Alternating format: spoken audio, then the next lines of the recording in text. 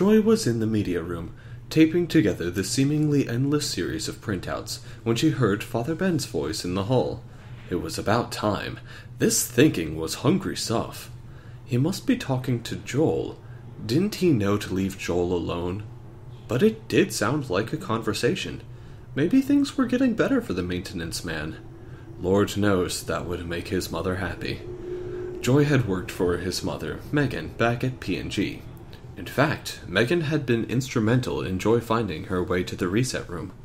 She remembered how scared she had been before that meeting. Megan was her boss's boss. What could she possibly want with a trainer? Joy sat in the waiting room, going over her list of professional sins. Was HR in the office when you fired someone who worked for HR? She practiced the belly breath she learned a few months ago in the brain gym class. The door opened, and Kyle, her boss, beckoned her in. Kyle was here. Did that make it better or worse? The office was beautiful. Clearly the desk and sitting area were antiques from Europe.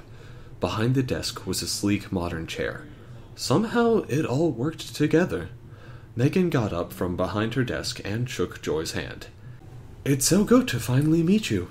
Sorry about the short notice, but a meeting cancelled, so here we are. She gestured them all to the sitting area. I've been talking to Kyle for the past few weeks. You've brought some interesting ideas to the classroom.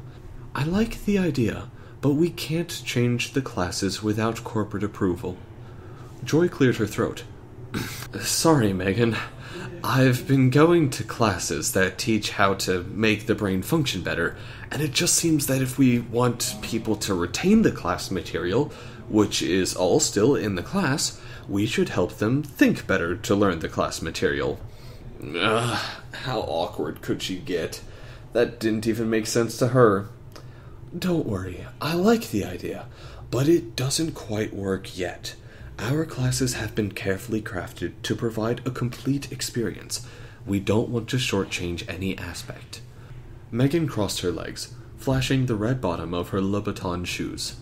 The good news for you is that I am under pressure to have more volunteer hours from the HR department, with no decrease in classes taught. My church, St. Timothy's in Union, Kentucky, just opened a school. I'd like you to volunteer there, a few Tuesdays per quarter, to test out your methods in the classroom. I want a fully formed class in 6 months. That is something I can take up the chain. Joy was so relieved she almost fell out of the fancy chair. Not only did she have a job, but a chance to practice what she'd learned. I have talked to the principal, Elizabeth Rose. She has an extra classroom for you to use on Tuesday mornings. There is nowhere to store materials, so you will have to bring it with you each visit. I expect you back here for the anger management seminar by 1. Work out the details with Kyle. I go to church there. Don't embarrass me. What a gift that order had been. Here she was, 10 years later, with a job she loved, though it was under siege by these low test scores. It sounded like they were finishing up in the hallway. Snacks were imminent. Hey, Father Ben, what took you so long? I almost starved to death. Good sandwiches take time and care. Would you prefer ham with mustard or veggies with hummus? I forgot to ask before I left. Ham, please, if you don't mind. I stole that ham from Father Bear's secret stash. The fridge was almost empty. I'll have to remember to replace it. Purloined ham is always the best. While you are eating, take a look at the spreadsheet. I noticed a few things when I was putting it together, but I want independent verification. By the end of the evening, there were 4 different colors of highlighters on the spreadsheet, and 6 lists of possible student groupings. None of them seemed better than the others. Ben suggested just keeping them all and not looking at any of it for a few days.